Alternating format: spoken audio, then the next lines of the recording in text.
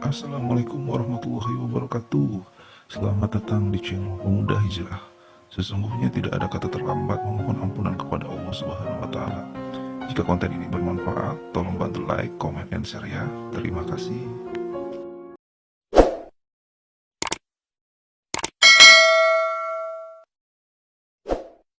Hanya bagi orang beriman kepada Allah, duit yang banyak itu nggak ada apa-apanya. Maka bayangin kalau orang beriman, korupsi nggak kira-kira dia? Lihat hasil keimanan, lihat hasil keimanan. Jangankan duit.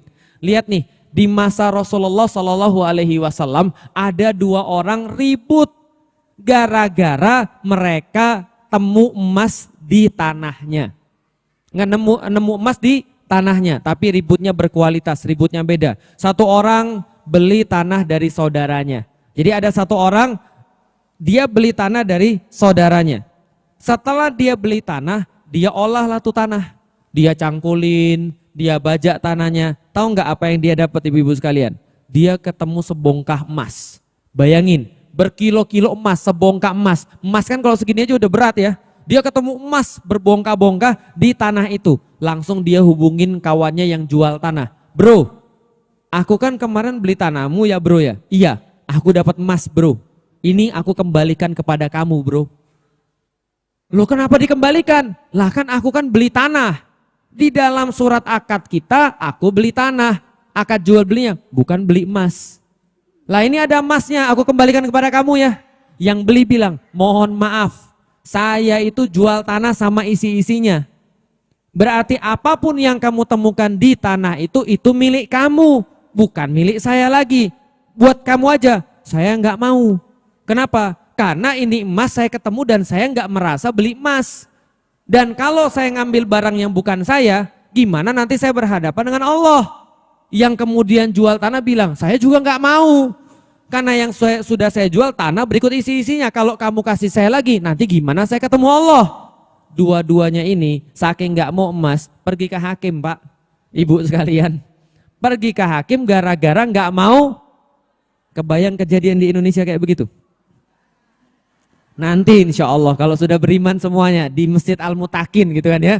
Masya Allah. Karena dia nggak mau ngambil barang yang bukan haknya. Kenapa? Iman ngajarin dia. Kalau kamu ngambil barang yang bukan hakmu, nanti kamu dipertanggungjawabkan di depan Allah. Mati kamu.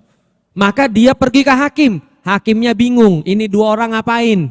Kenapa? Saling berebutan untuk bilang bahwa emasnya bukan milik dia. Akhirnya kemudian hakimnya punya solusi. Apa solusinya? Kalian ini soleh-soleh banget ya, luar biasa. Lalu ditanya, punya anak laki-laki? Punya.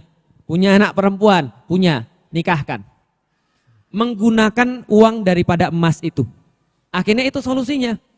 Dinikahkan anaknya dengan uang dari emas tadi. Kebayang nggak kalau zaman sekarang? Itu efek apa? Efek keimanan. Ketika orang tuh iman sudah kepada Allah, apapun akan dia lakukan. Ibu, kalau ibu nanti berkesempatan umroh suatu hari nanti, dan kalau nggak ketemu orang jahat ya di Mekah dan Madinah, ibu ketinggalan tas, itu sampai malam besok lagi itu masih ada di situ. Kenapa? Karena biasanya orang pergi umroh itu beriman, biasanya, dan takut banget melanggar karena dia yakin Allah tuh ada banget di sana. Maka kita ninggalin apapun, duit itu orang nggak berani ngambil. Kenapa? Ini bukan hak saya. Karena bukan hak saya nggak mau ngambil. Ustadz di Jepang juga begitu, betul. Di Jepang juga begitu, tapi mereka beda. Itu namanya adab, bukan iman. Adabnya mereka nggak mau ngambil barang orang lain. Adabnya mereka kalau ada barang ketinggalan bukan punya saya. Makanya kalau orang-orang Jepang itu beriman, bagus itu.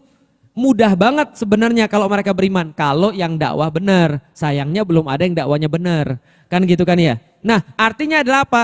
Efek daripada keimanan itu mengubah orang. Kalau seandainya tukang angkotnya beriman, maka efeknya apa? Efeknya bisa dramatis. Tukang angkot, Anda kok sekarang sholat? Padahal kemarin Anda bilang ngejar setoran. Wah sekarang beda saya Ustadz. Sekarang saya beriman pada Allah. Lah lalu kenapa Bapak sholat? Ustadz, rezeki itu yang jamin Allah. Kalau Allah pengen ngasih, nggak ada satupun hamba yang bisa untuk menghalangi rezeki Allah. Kalau Allah sudah nggak mau ngasih, satupun hamba nggak akan ada yang bisa untuk ngasih dia rezeki. Rezeki itu milik Allah Ustadz. Sudah ditentukan Ustadz dari awal sampai akhir. Kemarin saya pergi pengajian Ustadz. Kata ustadznya rezeki itu duluan sampai habis ajal baru datang. Maka ajal tidak akan datang sebelum rezeki ditunaikan Ustadz. Ini sudah janji Allah. Maka yang saya korbankan paling cuma narik angkot Ustadz. Kalau saya narik angkot paling cuma dapat 50.000, 100.000. Sedangkan kalau saya kemudian gak narik angkot, saya bisa Jumatan. Allah senang sama saya. Kalau Allah senang sama saya, rezeki saya dipermudah. Kalaupun saya nggak dapat rezeki, hidup saya barokah Ustadz. Beda nggak kira-kira? Pernyataan orang yang beriman itu beda dengan pernyataan orang nggak beriman. Kenapa? Iman itu mengubah orang.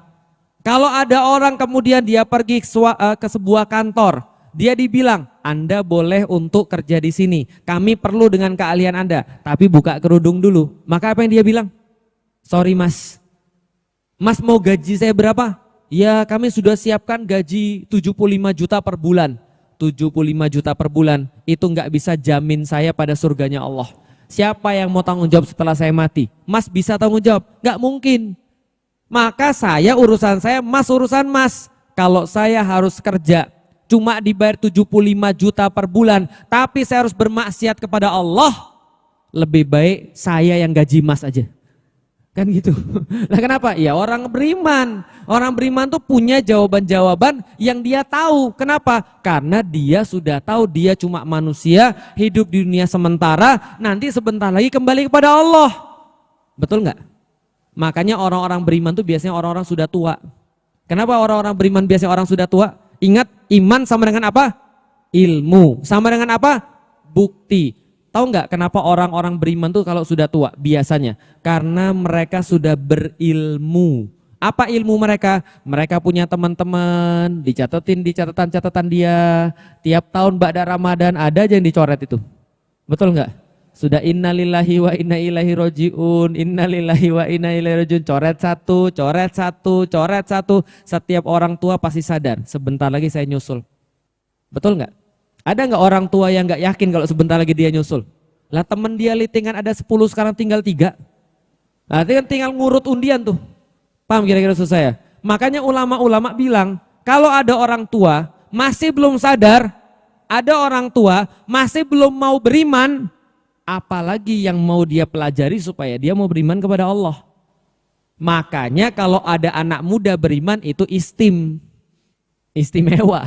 Kenapa? Dia merasa hidupnya masih panjang. Belum punya ilmu, teman-temannya hidup semua. Bapak Ibu sekalian. Nah, itu ilmu. Makanya kata Rasulullah, perbanyak zikrul maut. Perbanyak mengingat mati karena itu menumbuhkan keimanan. Bisa dipahami Bapak Ibu sekalian. Nah, kalau gitu kita sudah tahu harga keimanan itu berapa. Bagi orang-orang yang tidak beriman, iman itu nggak penting. Bagi orang-orang yang nggak yakin pada Allah, iman itu nggak penting. Tapi bagi orang yang beriman pada Allah, yang yakin pada Allah, iman itu tidak ada nilainya. Maka saya sudah pernah bilang kan Bapak Ibu sekalian, kalau ada orang bilang nikmat itu ada yang lebih besar daripada nikmat iman, saya tuh kadang-kadang agak tersinggung Bapak Ibu sekalian. Kenapa saya agak tersinggung? Saya sudah pernah bilang Bapak Ibu sekalian, andaikan iman itu ada harganya, kita mau bayar atau enggak? Pasti mau. Kalau iman ada harganya, saya rela ngumpulin duit sebanyak apapun untuk beli iman buat bapak dan ibu saya. Tapi iman itu bisa dibeli dengan kayak begitu? Enggak. Nyatanya ibu-ibu sekarang dapat keimanan. Kita merasa senang ketika masuk bulan Ramadan. Itu efek daripada keimanan. Kita merasa senang bisa hadir di majelis. Itu efek daripada keimanan. Kita merasa senang bisa berdiri taraweh. Lalu berpikir, ya Allah di malam-malam yang lain ya Allah, Engkau gak bolehin saya taraweh. Engkau gak boleh saya sholat. Cuma di bulan ini ya Allah saya boleh taraweh. Kita jadi senang taraweh. Kita gak misuh ketika imamnya baca agak panjang. Nah itu kan efek daripada keimanan. Lah kalau gak ada keimanan, kita mungkin gak jadi kayak gitu. Kita mungkin kemudian gak datang ke sini, kita lebih enak di rumah. Ngapain bulan Ramadan capek-capek datang ke masjid? Ngapain bulan Ramadan kemudian capek-capek taraweh? Udahlah yang biasa-biasa aja. Mungkin kita bakal mikir seperti itu. Kalau kita gak ada keimanan, maka nikmat terbesar adalah keimanan yang gak bisa dibeli sama sekali. Maka ibu-ibu harus tahu, iman ibu-ibu itu tidak bisa dihargai dengan duit. Kalau ada orang menghargai imannya dengan duit, berarti dia sudah menghargai dirinya sangat rendah. Kenapa? Ibu-ibu, ada banyak orang yang mau bayar mahal demi ngasih keimanan pada orang lain, termasuk saya. Tapi sayangnya tidak bisa. Makanya kita coba bahas bagaimana cara memperkuat keimanan. Karena kalau keimanan ini sudah kuat, insya Allah semua masalah beres. Nggak ada lagi pertanyaan setelah puasa sama ayang gimana, nggak ada lagi. Nggak ada lagi orang-orang yang berlaku yang aneh-aneh kalau mereka sudah beriman kepada Allah dengan benar. Nah, kalau begitu bagaimana keimanan itu kemudian kita munculkan di dalam diri kita? Ada dua. Satu apa namanya? Ilmu. Yang kedua apa namanya? Bukti.